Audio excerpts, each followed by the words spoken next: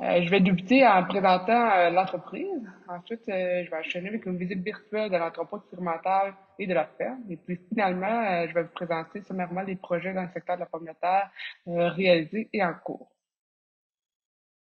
Tout d'abord, qu'est-ce qu'Agrinova? Agrinova est un centre collégial de transfert de technologie, donc un CCTT. Et Agrinova est associé au Collège d'Alma au Saguenay-Lac-Saint-Jean. On retrouve chez Agrinova quatre succursales, le siège social qui est situé à Alma. Nous avons également des bureaux à Saint-Nicolas sur la rive sud de Québec. On retrouve également la vitrine technologique sur le biochar à Mastoya. Et puis finalement, l'entrepôt expérimental de pommes de terre à Sainte-Croix. À Agrinova, on compte une dizaine de chargés de projet, 8 professionnels de recherche, 3 techniciens agricoles. Avec le personnel administratif, on compte un peu moins d'une trentaine d'employés, tous dédiés à la recherche dans les divers secteurs de l'agriculture. On couvre également plusieurs secteurs, plusieurs créneaux, notamment l'agriculture nordique et les productions émergentes, les productions animales, les plantes fourragères, notamment la production laitière, la volaille, l'alimentation animale. On réalise également des projets dans les grandes cultures, dans les petits fruits comme la camerise, le bleuet. On réalise également des projets dans le milieu industriel, notamment tous les projets en lien avec le biochar. Et puis, bien évidemment, on réalise des projets dans le secteur de la pomme de terre. Donc, sans plus tarder, on va débuter la visite virtuelle de l'entrepôt. Donc, l'entrepôt est situé à Sainte-Croix-de-Lobinière, sur la rive sud de Québec, à environ 35 minutes des ponts. L'entrepôt a été construit en 2018, donc on entame la quatrième saison d'entreposage. L'entrepôt expérimental, qui est le seul au Québec, a été construit spécifiquement pour répondre aux besoins de recherche des producteurs de pommes de terre du Québec et du Canada. Comme vous savez, la recherche en entreposage se fait beaucoup en Europe et aux États-Unis, où on retrouve un climat, des variétés, des régions qui sont très différents de ce qui se fait ici au Québec. Donc, les besoins de recherche pour le secteur sont vraiment sont réels et importants. L'entrepôt a une superficie d'environ 6 400 pieds carrés. On retrouve également un espace de laboratoire et de bureau annexé à l'entrepôt. Dans la partie entreposage, on retrouve quatre grandes chambres, des chambres hybrides où on peut entreposer autant en vrac qu'en boîte. Et on retrouve également 6 petites chambres où on entrepose soit en boîte ou en bac. Donc, débutant par les plus grandes chambres, les chambres hybrides, chacune d'elles a la même dimension, donc 28 pieds profond par 14 pieds de large par une vingtaine de pieds de haut. Comme mentionné tantôt, chacune des chambres sont dites hybrides, puisqu'on peut entreposer autant en boîte qu'en vrac. Et le système de ventilation est adapté selon le mode d'entreposage. Donc, si on entrepose en vrac, on va ventiler par le plancher, alors que si on entrepose en boîte, on va ventiler par le mur du pont, selon un système de type letterbox. Euh, Aussi, on peut apercevoir dans le haut de la photo un système de réfrigération, ce qui nous permet d'entreposer 12 mois par année et de faire de la recherche 12 mois par année. Chacune des chambres a une capacité d'entreposage de 90 boîtes de 1000 livres, donc 900 quintaux, et encore plus si on entrepose en vrac. On a aussi la capacité de diviser chacune des boîtes en quatre, comme on peut voir sur la photo de droite. Ceci nous permet d'augmenter la capacité de recherche, d'augmenter le nombre de traitements. Donc, à l'intérieur de chacune des boîtes, on peut retrouver, par exemple, quatre variétés différentes. À l'arrière de chacune de ces chambres, on retrouve le plénum ou la salle de mélange d'air. Le plénum se trouve sur 3 étages. Donc, sur l'étage inférieur, on retrouve tous les équipements de contrôle du climat. Donc, l'humidificateur, le système de chauffage, la ventilation. Sur l'étage intermédiaire, on retrouve le volet qui nous permet d'extraire l'air extérieur pour soit refroidir le pomme de terre ou encore évacuer le CO2. Et puis finalement, sur l'étage supérieur, cet étage nous permet d'avoir accès aux pommes de terre, soit sur les boîtes ou en vrac, pour soit une surveillance ou encore pour faire un prélèvement d'échantillonnage durant toute la saison d'entreposage. Maintenant, en ce qui concerne les petites chambres, comme mentionné tantôt, nous en avons 6 au total. Elles ont tous la même dimension, soit 12 pieds par 12 pieds par 12 pieds. Cette petite chambre permet de tester plusieurs produits sur des plus petites quantités de pommes de terre. Par exemple, on peut expérimenter 6 antigerminatifs ou 6 produits phytosanitaires différents de façon simultanée. Il est possible d'entreposer soit en boîte de 800 livres ou encore en bac de 50 livres. Chaque pièce a une capacité maximale de 12 000 livres de pommes de terre. Comme pour les salles de vrac, chaque petite chambre est équipée pour contrôler soit la température, l'humidité relative et le CO2. Autant les salles de vrac que les petites chambres sont monitorées en continu. Nous avons donc des sondes de température, d'humidité relative et de CO2 dans chacune des 10 pièces. Pour les quatre plus grandes chambres, les chambres hybrides, nous avons plusieurs sondes qui nous permettent de suivre les paramètres environnementaux à différents endroits dans la pièce. Par exemple, il est possible de placer une sonde dans une boîte du bas, une autre au milieu ou une autre dans la boîte du dessus. Ceci nous permet d'observer le gradient de température tout au long de la saison d'entreposage. Chaque sonde est reliée à un automate qui gère l'entièreté des paramètres selon les consignes qui sont dictées, comme on peut voir sur la photo en haut à gauche. Selon une programmation, le système d'automatisation va prendre en compte une multitude de facteurs, notamment la température à l'extérieur, la température du plénum, la température des pommes de terre, la consigne qui est dictée, pour ainsi ouvrir ou fermer les volets ou encore arrêter ou démarrer le système de réfrigération. Le système d'automatisation qui a été mis en place est de type ouvert, ce qui nous permet d'émettre des consignes extrêmes pour les besoins de la recherche. L'interface qu'on voit en haut à droite nous permet de suivre à distance sur un ordinateur ou un téléphone chacune des pièces de l'entrepôt. Il est possible de modifier les consignes ou encore arrêter manuellement un des équipements. Je vais maintenant vous présenter quelques équipements appareils disponibles au centre de recherche. Ce qu'on voit sur la photo, c'est le Hotbox, qui nous permet de détecter rapidement la présence de blessures suite à la récolte et la manutention. Le concept est assez simple, c'est une boîte dans laquelle on contrôle la température et l'humidité relative et dans laquelle on y ajoute des tubercules. Quelques heures, quelques jours plus tard, en épluchant les tubercules, on est capable rapidement de visualiser les blessures, les black spots. Le centre est également équipé d'un analyseur de sucrose-glucose. Cet appareil est très utilisé pour les projets en lien avec le marché de la transformation, pour qui les taux de sucre sont hyper importants. Nous avons également les appareils nécessaires pour effectuer des tests de cuisson pour déterminer la couleur des frites et des croustilles, par exemple. Nous avons également tout l'équipement et l'expertise nécessaire pour évaluer les rendements, la distribution des calibres et le poids spécifique.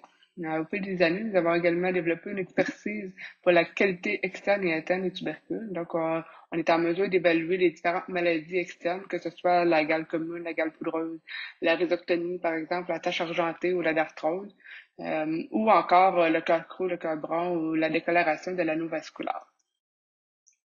L'entrepôt est situé sur la ferme expérimentale ayant une superficie d'environ 10 hectares, sur laquelle on retrouve trois types de sols, soit des sols plus sablonneux, on retrouve aussi des loams et également des terres qui s'apparentent beaucoup aux terres noires avec un haut taux de matière organique. Pour conclure la visite virtuelle, je voulais vous présenter le volet récolte. Comme vous pouvez voir sur la photo gauche, il est possible de récolter de grandes superficies avec une récolteuse commerciale à rang. On effectue également des parcelles expérimentales où la récolte se fait avec de plus petits équipements et beaucoup d'huile de bras. Je suis maintenant rendu à vous présenter les projets de recherche qui ont été réalisés au cours des 5 dernières années dans le secteur de la pomme de terre chez Agrinova. Dans un premier temps, je vais vous lister différents projets en lien avec la culture et l'entreposage de pommes de terre. Pour ces projets, je n'entrerai pas dans le protocole ni les résultats. L'objectif est seulement de démontrer la diversité des projets qui peuvent être réalisés chez Agrinova.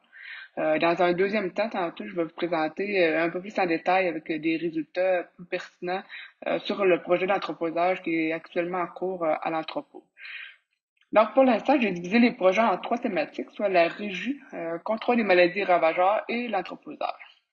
En ce qui concerne le premier volet sur la régie, nous avons réalisé des projets sur l'expérimentation de paramètres clés pour la production de pommes de terre creamo ou de grelots. On réalise également des projets de recherche sur des différentes régies de fertilisation, notamment sur l'acétate de potassium. On a également réalisé un projet sur des traitements agronomiques dans le but d'obtenir une couleur rouge éclatante sur les pommes de terre. On a un projet sur différentes méthodes culturelles sur billon ou sur bed. On réalise également des projets en lien avec la gestion de l'eau, notamment sur des micro-cuvettes, aussi sur différentes régicultures, notamment sur la profondeur de semis ou le type de butte. On réalise également des projets de recherche plus dans une approche durable, une agriculture durable. Donc, on a fait un projet sur le contrôle des mauvaises herbes et également un autre sur les engrais biologiques. Maintenant, pour le volet maladies ravageurs, nous avons réalisé un projet sur 3 ans sur le contrôle de la gale commune via l'irrigation et l'utilisation de tensiomètres qui a donné des résultats très prometteurs. On a également testé le maïs BT comme plante piège pour contrôler la pyrale du maïs dans la culture de pommes de terre. On a aussi testé plusieurs méthodes alternatives aux fongicides courants pour contrôler diverses maladies, notamment la rhizoctonie, la gale poudreuse et la tache argentée. Et on a également développé et expérimenté des techniques pour permettre l'évaluation de la tolérance ou la sensibilité des nouvelles lignées de pommes de terre à la gale commune. Pour l'entreposage, au cours des dernières années, on a développé une procédure pour l'évaluation qualitative des semences de pommes de terre. On a également expérimenté différentes alternatives au CIPC. Comme vous savez, le CIPC est banni en Europe depuis 2020, donc les besoins en recherche sont nombreux à essayer de trouver justement des alternatives à cet antigerminatif. On a également testé l'impact du nitrate de calcium sur la conservation des pommes de terre. Et puis finalement, on a travaillé au cours des dernières années sur les extractifs forestiers pour contrôler les maladies et la germination. D'ailleurs, mes collègues chez Innofib vont vous en parler davantage dans une présentation ultérieure. Maintenant, rendu à vous parler, vous présenter le gros projet Anthroposage qui est en cours chez Agrinova présentement. Euh, Cette programmation de recherche sur une durée de 5 ans a été développée conjointement avec la construction de l'entrepôt. Le projet s'intitule Le développement de la capacité de recherche pour améliorer l'entreposage, la conservation et la qualité des inventaires de pommes de terre, de table, de transformation et de semences. Comme cette présentation s'insère dans le volet anthroposage du colloque, je vais vous parler un peu plus des protocoles mis en place et des résultats les plus pertinents et intéressants qu'on a obtenus au cours des 3 dernières années. Dans le cadre de ce projet, nous avons travaillé entre autres sur plusieurs régies pour les 3 étapes ou périodes d'anthroposage, c'est-à-dire la période de préconditionnement, la température de longue durée et l'acclimatation. Dans ce cas-ci, l'acclimatation était pour le marché de la semence, donc dans le but de faire germer les tubercules. Tout d'abord, un petit rappel concernant la période de préconditionnement. Donc, cette période d'entreposage suit la récolte. C'est une période hyper importante pendant laquelle on entrepose des tubercules à une température plus élevée avec un haut taux d'humidité relative dans le but de favoriser et d'accélérer la cicatrisation, la stubérisation pour ainsi limiter la perte en eau et le développement des maladies. Comme vous savez, lors des récoltes et de la manutention, on blesse les tubercules et on laisse une porte d'entrée pour les différents pathogènes. Donc, les différents traitements qu'on a mis en place pour le préconditionnement, nous avions un témoin sans préconditionnement, c'est-à-dire qu'on a abaissé immédiatement la température suite aux récoltes. Nous avons également 3 températures de préconditionnement, soit 10, 15 et 20 degrés, pendant 2 ou 3 semaines. Nous avons également testé 2 températures de longue durée, une température plus froide de 2,5 degrés ou une autre à 4 degrés. Et puis finalement, nous avons testé plusieurs paramètres d'acclimatation. Nous avons encore une fois un témoin qui, lui, n'a reçu aucune acclimatation. Donc, nous avons pris des tubercules qui étaient entreposés à 2,5 ou 4 degrés. Nous les avons mis directement au champ. Et à l'autre extrémité, nous avions une acclimatation de 4 semaines à 18 degrés. Entre les deux extrémités, nous avons une panoplie de température et de durée qu'on peut voir à l'écran. Pendant les 3 dernières années, nous avons mis en place ces protocoles sur plus d'une vingtaine de variétés. Je vais maintenant vous présenter les grandes lignes des résultats les plus pertinents, les plus intéressants.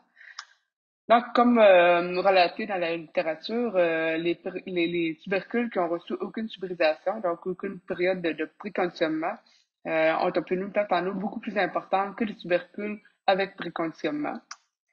Parmi les périodes de préconditionnement les plus efficaces, on a observé que la température de 10 degrés et 15 degrés, jumelée à une température de longue durée de 2,5 degrés, a diminué significativement la perte en eau. Autre résultat intéressant, le préconditionnement à 15 degrés a réduit significativement l'incidence de la pourriture, autant la pourriture molle d'origine bactérienne que la pourriture sèche causée par le fusarium. Par contre, L'enjeu d'un préconditionnement effectué trop longtemps, à une température trop élevée, c'est de briser la dormance et ainsi enclencher de façon précoce la germination. Donc, on a pu observer que le préconditionnement à 15 et 20 degrés, plus particulièrement pour la période de 3 semaines, on a observé une germination assez importante avant même l'acclimatation au printemps, donc durant l'hiver. Autre résultat, cette fois-ci plus pour la période d'acclimatation, nous avons observé que avec une température de longue durée plus froide à 2,5 degrés, une acclimatation à 18 degrés pendant une semaine ou 12 degrés pendant 2 semaines était nécessaire pour obtenir un bon taux de germination pour la majorité des variétés. Sinon, on a pu observer un manque à la levée assez important. D'un autre côté, lorsqu'on entrepose nos tubercules à une température un peu plus chaude, soit 4 degrés, une acclimatation à 8 degrés pendant une semaine est suffisant pour obtenir un haut taux de germination, encore une fois, pour la majorité des variétés. Outre l'évaluation des différentes revues pour les 3 périodes d'entreposage, on a également mis en place différentes revues de ventilation d'entrepôt, soit la ventilation continue versus en intermittence. On a également mis en place différents protocoles au champ. Nous avons entre autres testé la maturité des différentes variétés à la récolte. On a également testé différentes revues de dépannage au champ. Tout ça dans le but d'évaluer l'impact de ces différentes revues sur la conservation des pommes de terre. Maintenant rendu à présenter les prochains projets qui seront réalisés au cours des prochains mois chez Agrinova dans le secteur de la pomme de terre. Donc, comme mentionné tantôt, on va poursuivre l'évaluation des différentes régies d'entreposage encore pour 2 saisons. On va également entamer la phase 2 de l'évaluation d'extractifs forestiers pour contrôler les maladies et la germination. Un projet réalisé conjointement avec 2 autres CCTT, soit Innofibre et Kimitech. On va également poursuivre l'évaluation des différents antigerminatifs en remplacement du CIPC. On va également réaliser un projet sur le développement d'un modèle prévisionnel pour la détection précoce de la germination et des maladies en entrepôt. Puis finalement, on va travailler à développer un projet sur la valorisation des résidus de pommes de terre via la fabrication de biochars avec justement l'équipe de la vitrine technologique MSTH. Donc, ça fait le tour de ce que je vais vous présenter aujourd'hui. Si vous avez des questions par rapport aux résultats des différents projets que j'ai mentionnés dans la présentation ou tout autre projet réalisé chez Agrinova, n'hésitez pas à visiter le site internet qu'on voit au bas de l'écran. Sinon, je lance l'invitation à tous les producteurs de pommes de terre et les intervenants dans le secteur. N'hésitez pas à arrêter un entrepôt, ça va nous faire plaisir de faire visiter le centre de recherche et les installations. Merci.